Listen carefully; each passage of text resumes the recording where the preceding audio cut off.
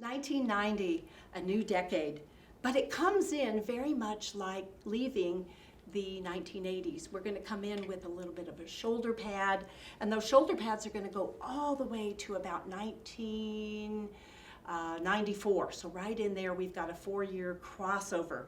But they do start to become a little less emphasized. And here is a cocktail dress from about 1985. We can see that the shoulder pads are non-existent, but we have a lot of dramatic drape going on. And this shearing in the waist is like the miracle dress.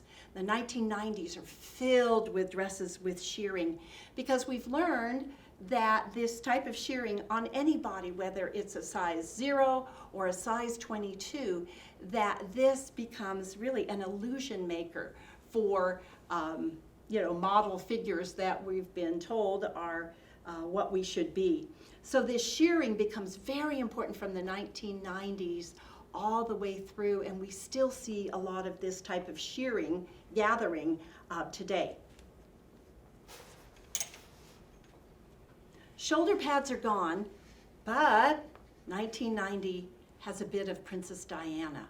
So when we look at this, this is a polyester. It's been crystal pleated. These could go through a million washings and still look the same. A little bit reminiscent of the designer Molly McFadden, and she created a lot of crystal pleating. Think back though to our 1920s where we talked about Mario Fortuny creating the Delphi dress in crystal pleats like this, where his were done naturally and could wash out. Here is our crystal pleat that will never wash out. But these puff sleeves that start to come in about 1988, 89, are very important up until about 1997, that puff sleeve a la Diana, Princess Diana. One of the things that's really important during the 1990s are labels. And here we have a dress by Guy Laroche. It is the house of Guy Laroche because he is long gone.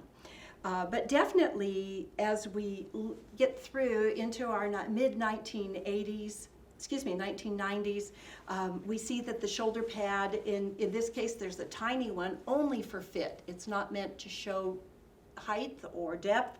It's just meant to give, just like a man's suit, a nice molded shoulder. But this little ensemble was from a diffusion line, and diffusion lines become very important because they have the designer's name, but they are not haute couture on the runway. Haute couture would be, this would have been $5,000 to $8,000. In diffusion line, it would be about $700, $800. The good thing about this is you could probably make this at home. So we still have people that sew, or we start to see seamstresses becoming important again, where people would go, especially working women that don't have time to spend a lot of time shopping and fitting. The seamstresses start to sew for women like a tailor would tailor a suit for men. And so we see that seamstress becoming a very important part of our retail world again. But wow, we go from tailored to suddenly this. 1995, Diane Fries, a designer that literally took the world by storm because she brought back a little bit of that hippie feel, blending different fabrics and colors, bright colors. This, even in Phoenix, this was probably in 1995 the hottest dress, and everybody knocked it off. But this was the style that leaves that tailored early 1990s with padded shoulders, and becomes a very soft, almost a bit of prairie look to it as we look toward the new millennium. And I just have two more pieces that I'd like to show. If you were middle-class America, I used to call this the Mrs. Cianci dress because I remember every teacher in the junior high wore these to school. This, as we saw with Diane Fries, were very relaxed. You can also look at the hem length. These were anywhere from T-length or mid-calf down to ankle length, and that was the length of day dresses that were being worn at that time.